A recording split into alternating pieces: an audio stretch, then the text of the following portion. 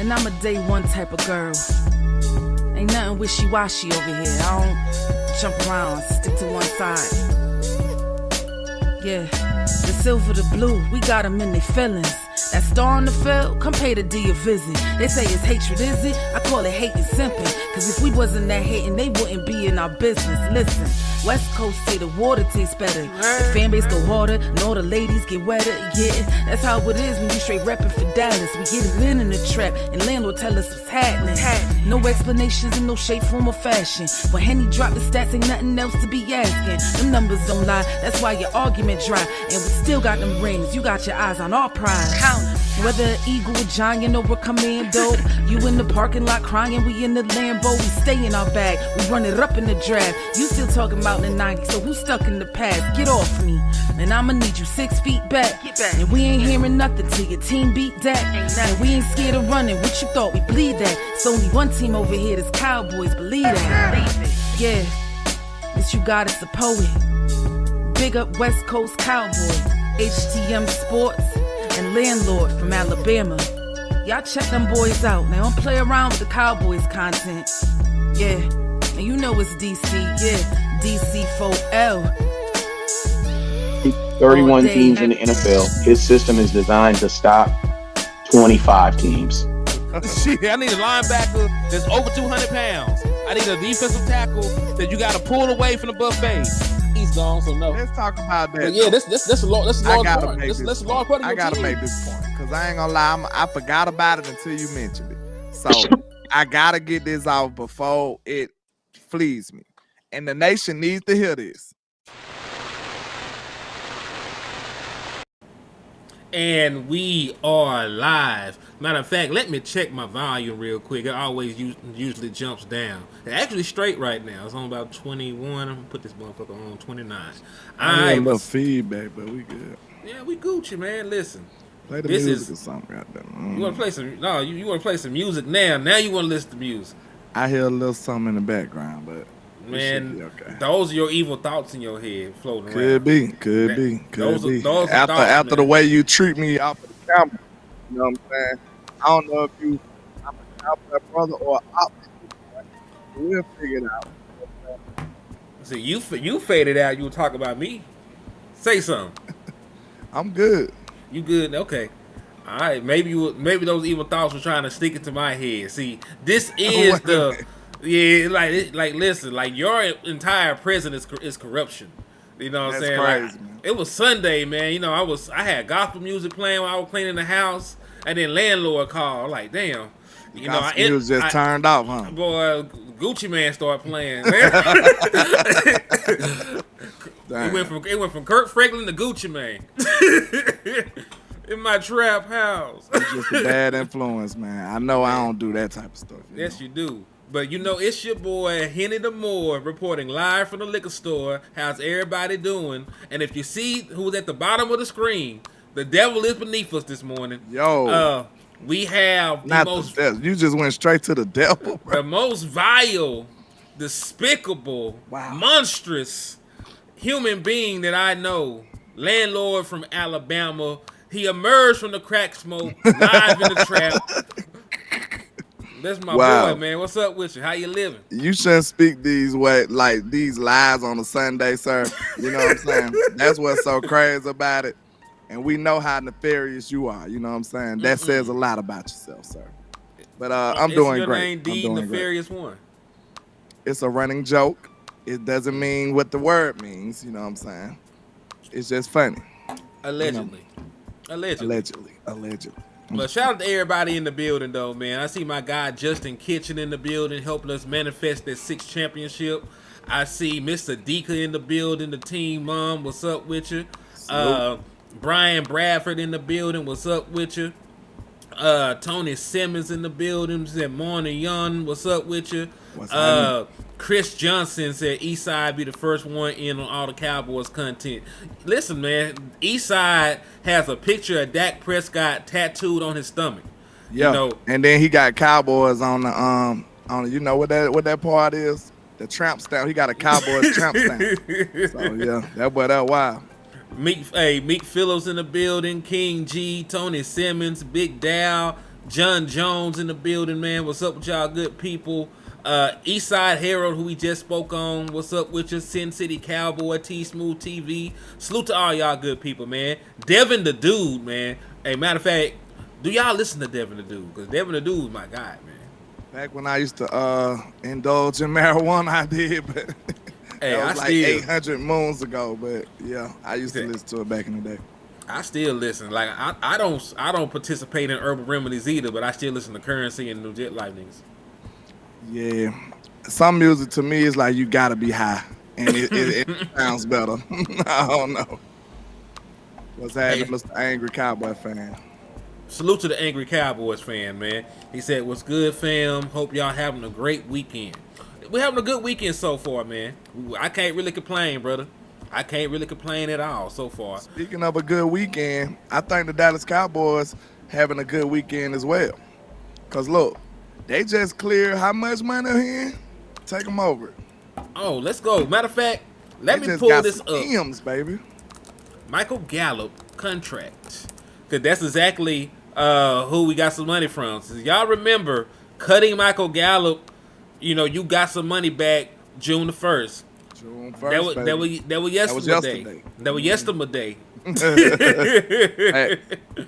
All right, so let's go and look at the cap savings from his contract. So over the cap. Let me see if I can find how much it was.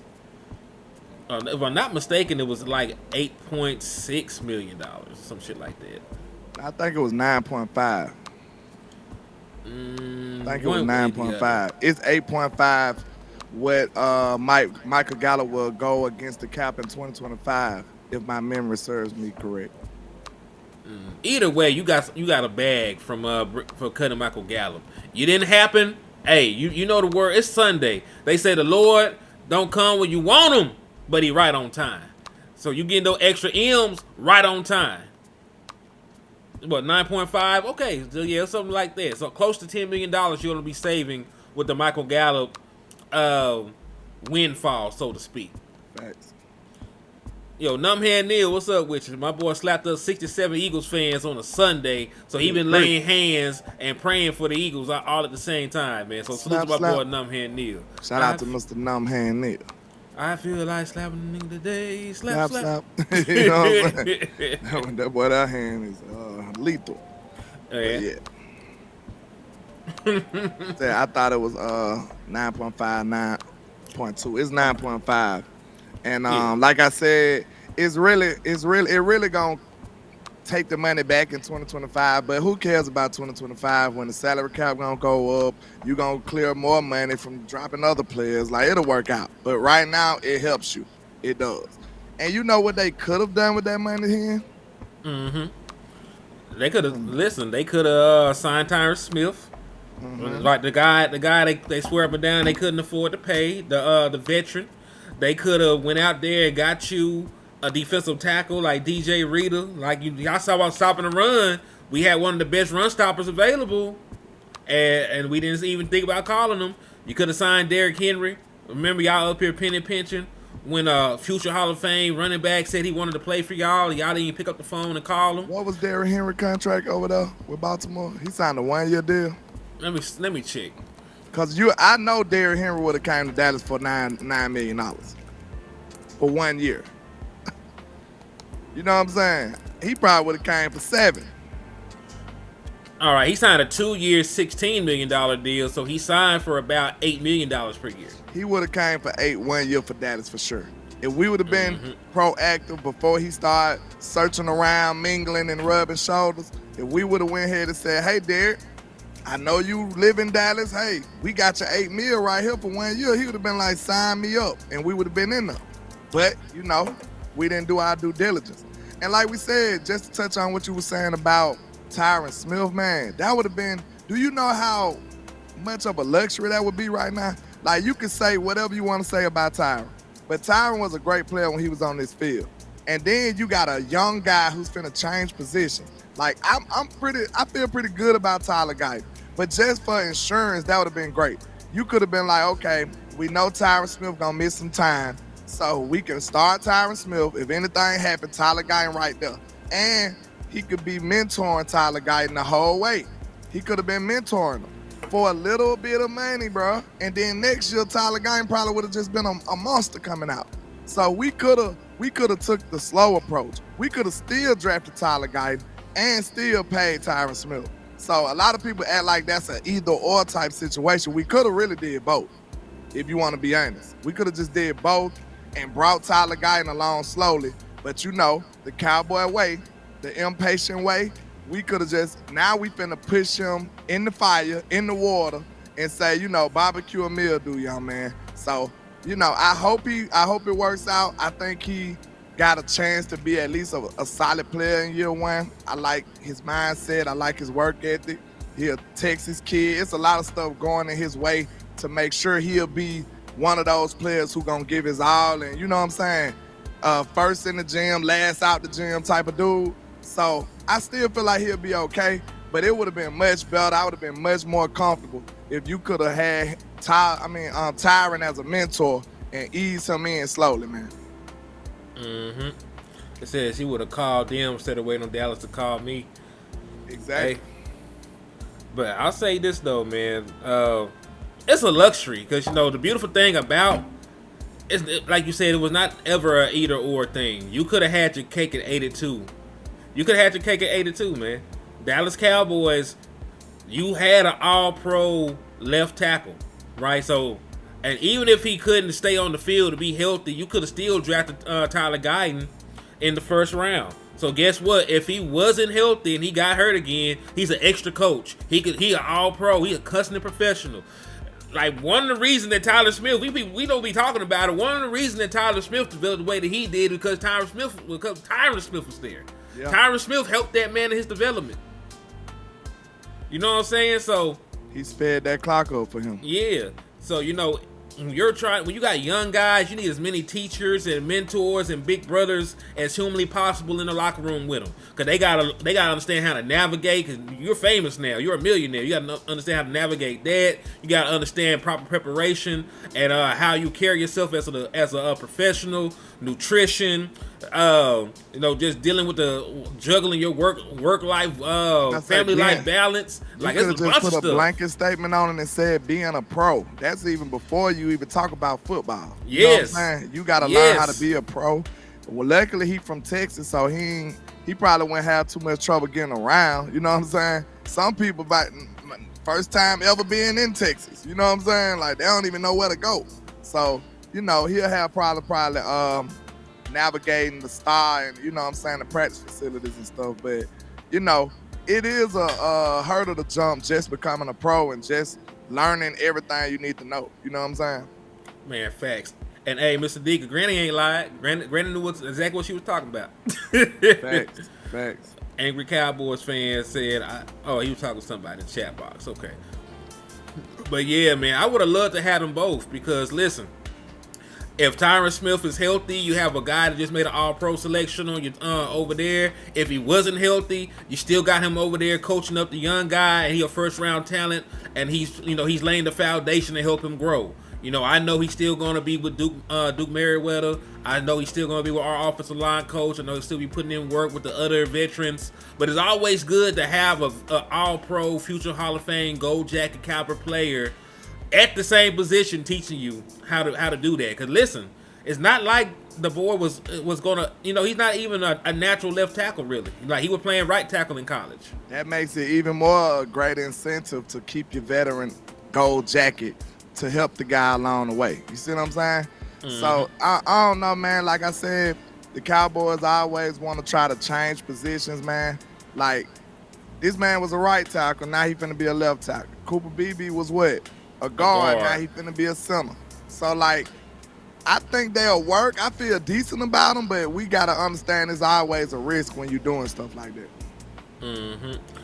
And listen, the risk reward for keeping Tyron Smith, especially, and listen, they knew the moment they cut Michael Gallup, they were finna get some extra money.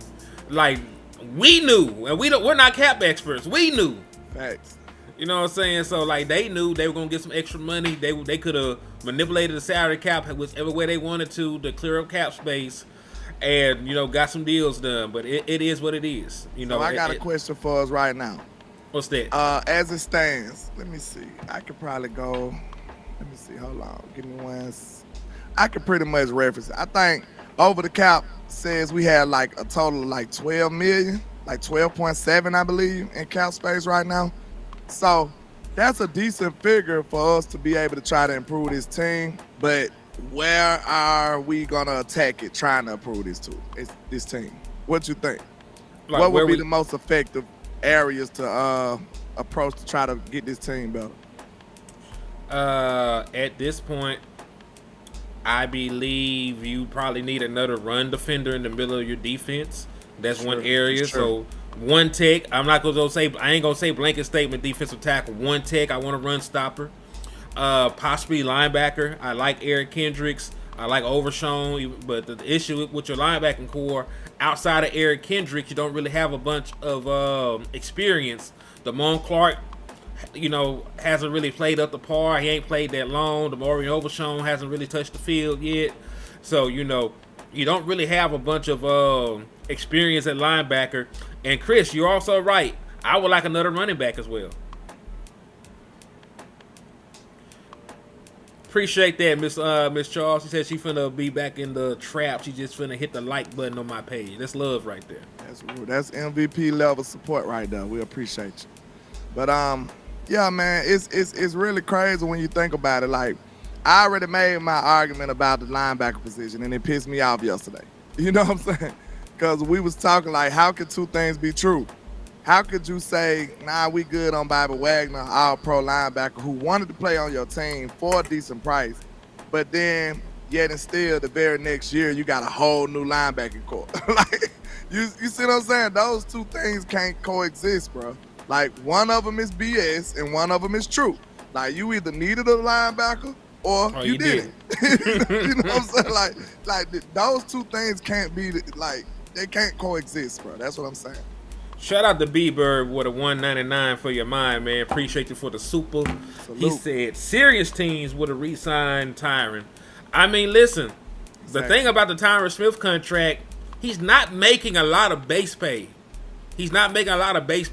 So you protect yourself, Hey, thank you, Miss Sadiqa. I appreciate that. So you protect yourself if he doesn't play. If he don't play, he don't make no money. And that was really the same deal last year when he made the All-Pro selection. Most of his money was tied up in incentives on the amount of games that he played. He stayed healthy. And what's crazy is they said they couldn't risk. They literally said they did not want to risk him hitting his incentives. That sounds crazy. His incentives are tied to him playing. So you basically said you were scared of him playing. And then you already know how nefarious we move, y'all. It's a dirty game because we got to remember, we love our players, you know what I'm saying? The Jones got a level of respect and love for their players as well. But at the end of the day, this is a business. So you mean to tell me it's certain situations where they like, hey Tyron, he might have had some incentives on his snaps. They probably like, hey Tyron, we need you to come to the bench right now. You know what I'm saying? Like, just taking his incentive opportunities away. I'm sure that was a problem that they had in the contract. That's why a lot of players be real hesitant when it comes to signing stuff like that. They like, wait a minute, because you really in control of my fate at that point. If you want to pull me, you can just pull me. And now I don't have an opportunity to make the money that I thought I did. You see what I'm saying? So that's why a lot of people don't like that incentive type contracts, man. That's a very, very slippery slope to be on right now. Shannon Sharp talked about it. He's talking about he was going crazy in the game. He only needed like one more catch and a couple yards to hit an incentive, and they just took him out the game. Like a bunch of veteran players have talked about getting screwed over in the final game of the season, being close to incentives and the coaching staff making sure they didn't get it. Same thing happened with, was it Sean Lee? Did Sean Lee have a similar situation happen? I forget. But I know it happened with a Dallas Cowboy player like a while back too. So, but that's the thing. Most players don't even want to talk about incentive-based contracts. No. You had a guy that was willing to take one. From what I heard from a very, very, very reliable source, because they were also the people that told me he was finna walk a sign somewhere else before it happened. I had to sit on that shit. But point being though, They said that he was more than happy to have signed the same exact deal that he signed last year to play with the Dallas Cowboys. He just wanted a little bit more, a slight bump to just show that you appreciated his all-pro caliber performance. That was it.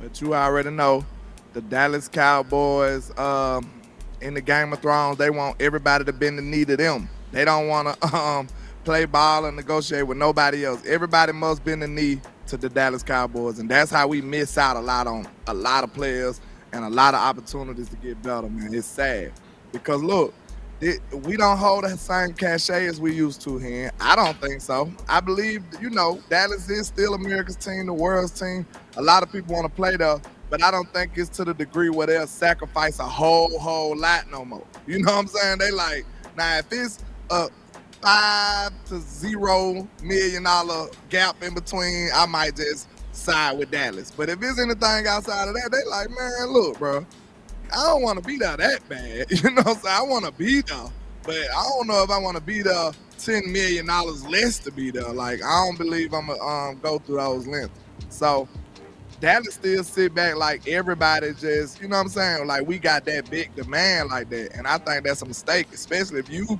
the one trying to build a championship team. You can't be Sadiddy. You know what I'm saying? You can't be the pretty girl in the corner, but you really want to be married and you don't want to, you know what I'm saying? You ain't giving nobody no play, though. You see what I'm saying?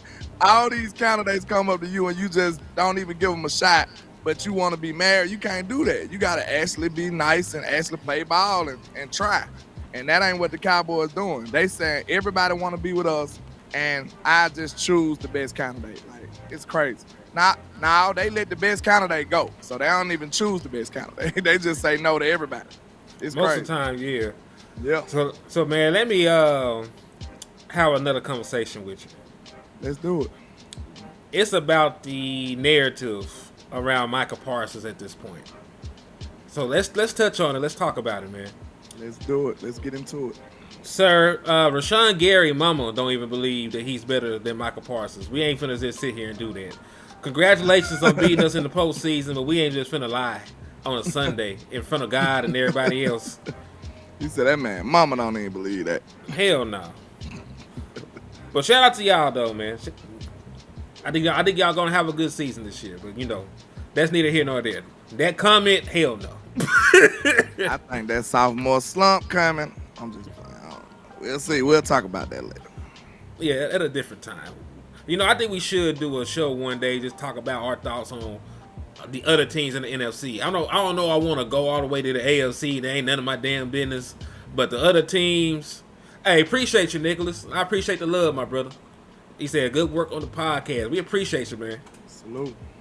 But yeah, man, it might be cool to just look around the NFC and see what the other boys got going, because we do have to play a majority of them. We want to get to where we're going. And shout out to everybody out there, man. There's 301 folks across all platforms right now. So salute to y'all. Make sure everybody hit the like button on each page. If you're on Landlord page, hit the like button. If you're on my page, hit the like button, hit the share button, slap the shit out of the Eagles fan. It's one in the chat too. He got a weird name, and he says "Go Turds," so that's crazy. Indeed. I ain't know it was a professional football team whose mascot was a turd. That's wild. That's crazy. That's crazy. That's wild, bro. So, man, what's your thought on Micah Parsons, man? Do you agree with the controversy around his leadership? I mean, I told you I was pretty clear on my stance on Boss Show. Like, I feel like if you're going to be a leader, you need to first be there. I'm sorry. But at the same time, I don't think it's cut and dry to the point where if he's battling about his contract and he just so happened not to be there, I don't think that just means he's not a leader. He might just not be the best leader at this point in time. That's just how I'm looking at it. Because you're going to have your flaws. Even though you're a leader, that don't mean you're just going to be the perfect leader, or you're not going to make mistakes, or you're not going to do stuff that you shouldn't do. But at the same time, I really feel like if you want to ask me in a perfect world, I think everybody can agree we would rather Micah be at work. I don't think that's crazy to say, right? Most people would wish that he was there, doing whatever it takes, you know what I'm saying? And it don't matter what the environment was around there. We wish he was there if he got his money, or if he didn't have his money. We just wish he was there to help the team and get better and do whatever he got to do. So that's just a perfect world. We would wish he was there at work. And that's the only way I feel like you can really just be a true leader. You got to lead by example. You got to be the person that's going the extra mile. A leader can't be the one that's doing what's required. That's everybody. That's a normal thing. Like, just imagine if Dak just only did his quarterback job. Like, he ain't lead nobody. He ain't do nothing extra. He didn't guide nobody outside the, you know what I'm saying? He didn't do no extra reps, no extra film study. He just did what was required, his normal job. That ain't a leader, bro. A leader goes above and beyond expectations. And he does it all the time, or as much as humanly possible in most situations. So, I mean, like I said, I ain't gonna just say cut and dry that he's not a leader. I just say what he's doing right now probably isn't the best example of him being a leader. I think this is probably a flaw in my opinion. I would prefer him to be there so he can lead the people that's following. That's just my opinion. Okay. So my counter argument to that, sure, he's not there at OTAs, right? But when you talk about the extra mile, y'all remember Micah Parsons got the entire defense together, and he got them into boxing training to help with their hands and their conditioning and all the other stuff in his free time. You know what I'm saying? On his dime, from what I can tell, right? So is that not also leadership, bringing in the defense, helping them train and prepare, right? Just because it didn't happen in an organized team atmosphere, it doesn't mean that he didn't put in the extra work. Right? Taking Sam Williams under his wing when they were working out the first part of the offseason together. Was that not going the extra mile? He ain't got to look at this man. Listen, I don't talk to my coworkers outside of work. We don't do shit. I go collect the check, I come home. Not saying they bad people or anything, but I don't really interact with them like that. Yeah. Most people don't. But I'm just saying, like, the extra stuff we see him doing, he be with Sam Williams working out. He be with Osa Odighizuwa working out. He be with these guys working out. You know what I'm saying? He wasn't there at OTAs, but he has gone the extra mile in terms of leadership for just visibly. And then there's the stuff that we don't see. You know what I'm saying? We just talk about the optics. I know it's never good. Like what you said, it's not wrong. In a perfect world, I'm pretty sure everybody and their mama would have preferred Micah Parsons to have been there. But the Dallas Cowboys is not a perfect organization. Like we ain't gonna just sit. I give you that. Yeah. We ain't finna play like if they stop playing with folks like everybody was sweet. We wouldn't be sitting here talking like this. I just told you the Cowboys want everybody to bend the knee to them. You know what I'm saying? They want them to kiss the ring, and everybody just ain't going for that, man. Also, I want to talk about. And this one thing we can't sort of skirt around, because Micah Parsons wasn't a leader when he first got there, though. He was a young, impressionable guy. What did Micah Parsons see when he got to Dallas? He seen everybody holding out. Yeah. Zach Martin, the Hall of Famer, was holding out when he got here. You know what I'm saying? Look, that's a double-edged sword right there, because think about it. Of course, we know what's necessary to get paid in Dallas. I can't really escape that. It sucks, but it's the truth. But at the same time, if you're a leader, what example are you setting for the people who following you? What are they going to do? Right? Mm-hmm. What are they going to do? They're going to do the same damn thing. They see Micah holding out, Marshawn kneeling over there like, that's probably what I got to do. You know what I'm saying? They probably already preparing themselves because they know they see the toxic culture in Dallas. And like, you know what I'm saying? It's not the player or it's the organization fault, but it's not the player fault. But at the same time, we don't want it to occur anyway. We don't care. We just don't want that to happen. We the ones taking the L, because the player gonna do it and he gonna get his money. The organization gonna get their money from the drama and all of that. We sitting up here like, bro, I thought the main objective was for y'all to be getting better on the field. Bro, listen. I'm going to tell you this straight up. OTAs don't matter to some people and probably to some loser NFL players, but everything matters. The whole process matters. Everything matters, bro. And look, we don't have the luxury. We ain't won nothing, diddly squat. So we ain't in a position to be talking about what don't matter when it retains to getting better on this football field. This team need to be taking everything serious. You need to take the reps serious, everything. All of it matters when you ain't won, bro. All of this matters. Let me get B Bird super chat real quick. He hit you with a 4.99. He said teams that don't make contracts an issue allow for leaders to step up. If CD and Parsons have been taken care of, they be there. And that's but hey, listen though, landlord. That is sort of an issue though. You know what I'm saying? Cause it is an issue. Cause listen, I work a job. Like first and foremost, let's be real. They work a union job. Like the Player Association is a union, right? They work a union job. First and foremost line of business for the players, they agents and everybody else is the bag. If you playing with the bag, I can't really talk to you about anything else. Cause listen, I know that we as the fans want to win a Super Bowl. There's gonna be 31 teams ain't gonna win a Super Bowl, and I ain't gonna have no damn money. We probably gonna be in that number of the 31. So I understand the mindset and the standpoint on that. And look, trying to get to it. It's always a duality in those type of takes though, because just like you said, it's gonna be 31 teams that don't get the Super Bowl, and you gonna get your money, but it's gonna be, look, they gonna have their money, and we don't get nothing either. Like you see what I'm saying? It's gonna work on the other side too. We looking like we paid Micah all of this money, we paid CeeDee Lamb all of this money, and then at the same time we get nothing in return. Do you see what I'm saying? We ain't paid them yet to complain about getting paid. They fighting. I know, but think about this. The only thing we do as a fan base, guess what we do? We only contribute. We blame the quarterback for that. We say, oh, Dak got his money, so why he ain't won? It's his fault. What about if we pay CeeDee Lamb all this money and we don't get a ring? He just gonna get away scot-free? We ain't gonna expect him to bring it home too?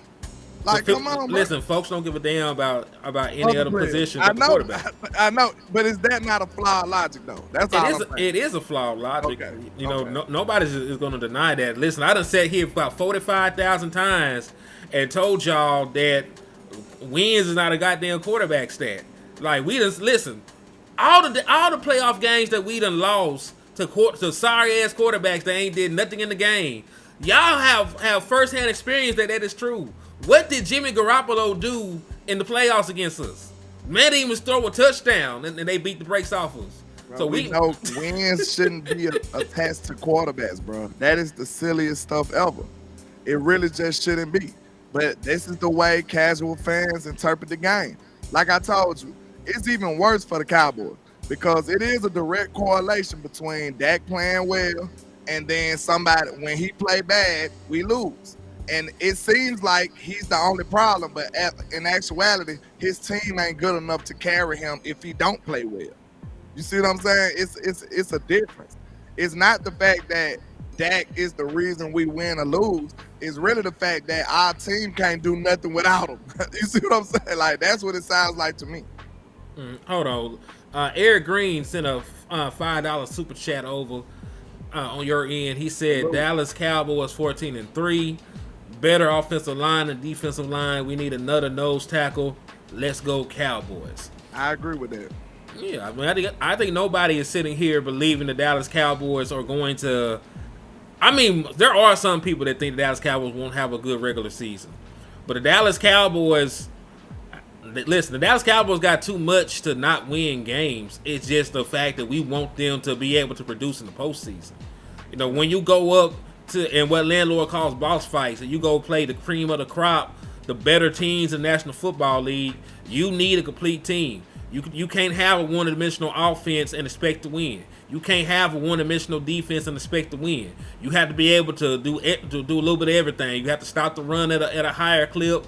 You have to be able to stop the pass at a higher clip, pass the football, run the football, like all those other things. You have to be able to consistently, operate in all phases of the game. And the Dallas Cowboys most years have glaring issues. That's exactly what I'm saying. Just like you said, you can't be one-dimensional in the playoffs. Because just like you said, we're a great passing team. We're a great pass defense team. But at the same time, when it comes to teams being able to do both, Now they saying, okay, we don't want to throw the ball against Bland and Trayvon Diggs. You know what we gonna do? We gonna run at Micah Parsons in this defensive line. That's what we gonna do. We gonna run against them. If we can't hold up in that area, more than likely we're gonna take an L after a while. You see what I'm saying? And that's in the worst time. Just like you said, on offense, we're a great passing team. But if a team say, hey, we taking CeeDee Lamb out today, sir, he won't beat you. He won't beat us today. It won't be CeeDee Lamb. And everybody thinking that one wide receiver is enough. If they double CeeDee or bracket CeeDee, I don't trust these other receivers to win a game for me. That's just my opinion. I can't say what y'all feel. But me, landlord from Alabama, I do not say that I trust Brandon Cooks, Jalen Tolbert, and the rest of these guys to win me a game if they double CeeDee Lamb. I just don't trust that. But like you said, hopefully this year we wouldn't be dependent upon those other receivers doing it alone. We could actually have a run game to supplement some of that pain that we'll suffer if they take CD out. You see what I'm saying? We didn't have a luxury of a run game back last year. In my opinion, I was very disappointed, I'll say, with the run game, because I felt like we was never able to count on it like that. Like, it was a few games where we had decent run games, but we never was able to count on a run game like that. I agree with you. Just to answer this comment, he said we should tank the season so y'all can get a top quarterback and sell Dak to free up cap space, go find some quality defensive linemen and pay all that money to. So let me just go through a couple things with you, my brother, because you probably don't know this. If Dak Prescott walks next year, it's a $40 million dead cap hit, right? Because we done restructured this man so many times. We owe him $40 million regardless of what happens next year. If he's not on this team and he's playing for the Las Vegas Raiders or something, that's $40 million in dead money, right? You also cannot trade Dak Prescott. He has a no trade clause. Also, in order to get a top quarterback, you have to be very bad. The Dallas Cowboys, and listen, some of y'all think Trey Lance is good. We won 5 games with Cooper Rush one year, right, as the starting quarterback. We found ways to win games. The number 1 overall pick was earned. The number 1 overall pick last year was earned by a team that only had 1 win. So no matter how bad the Dallas Cowboys are, I think Micah Parsons in the defense will win you 2 games by their damn selves. So you probably won't be bad enough to tank and get the number 1 overall pick. You know what I'm saying? We're only fucked if we think that Dak Prescott isn't a good quarterback. And I know he's good enough for us to win with. Just like I said, most people say Dak can't win with this team. Why the team can't win with Dak? Why the organization can't put a team around him to win? Think about this. If Dak Prescott is not perfect in every aspect, I'm sure it's things that we can emphasize on him to make him better.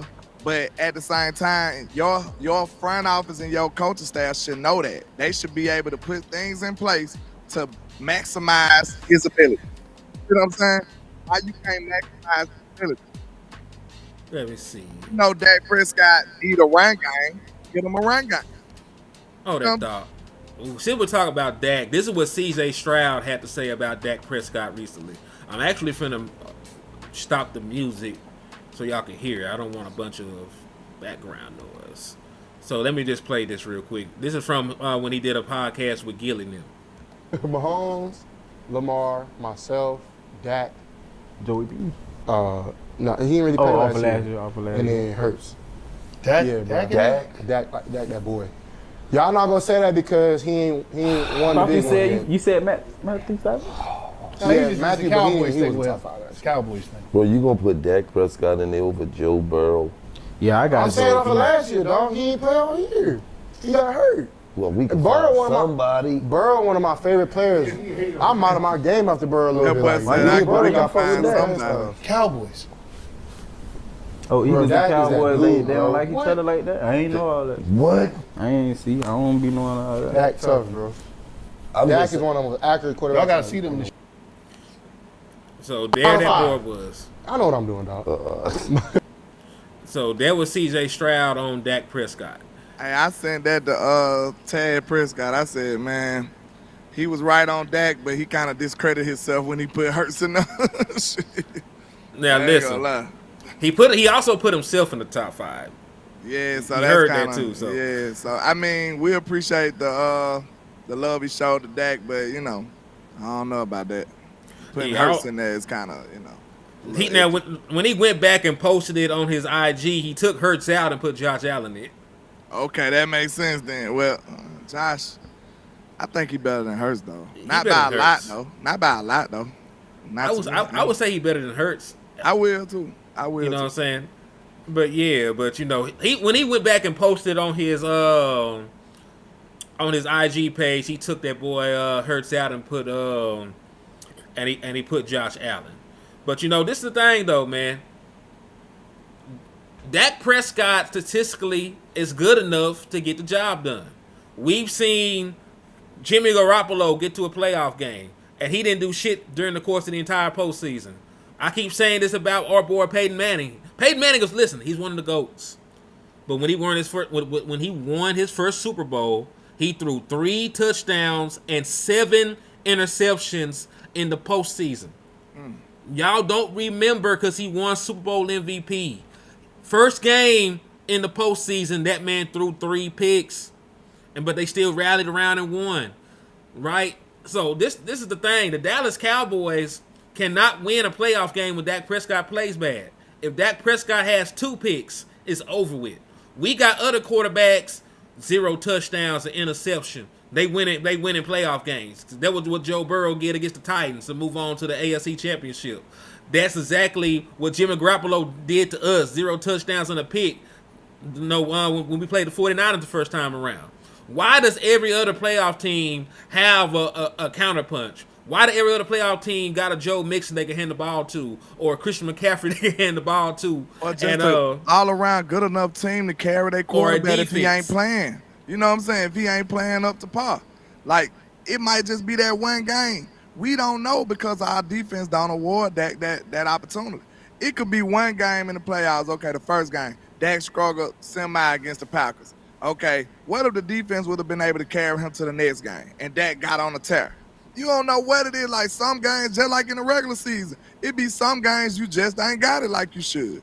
And you live to fight another day and see that was just a hiccup. In the playoffs, we don't get awarded no second chance. So we need a team that's around him. If Dak ain't doing exactly like scorching the earth, we need a team that'll be able to carry him through a game or so, bro. It's just like that. That's just how it is. Everybody else do it. Go look at all these other quarterback stats that made playoff runs last year. Like, Lamar wasn't scorching the earth.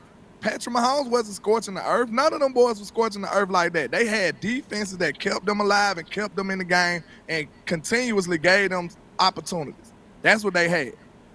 They scored 1 touchdown in a whole half of football, man. Patrick Mahomes didn't score for a whole half of football. And I made that tweet immediately. I said, boy, if that was Dak Prescott, we'll be down 28.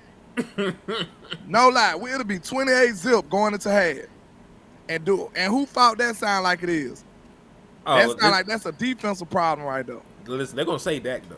And listen, I'm not gonna sit here and say there are games where Dak Prescott couldn't have played better, right? That's not the argument. The argument is when Dak Prescott plays bad, that should not be reason enough for you to lose the damn game.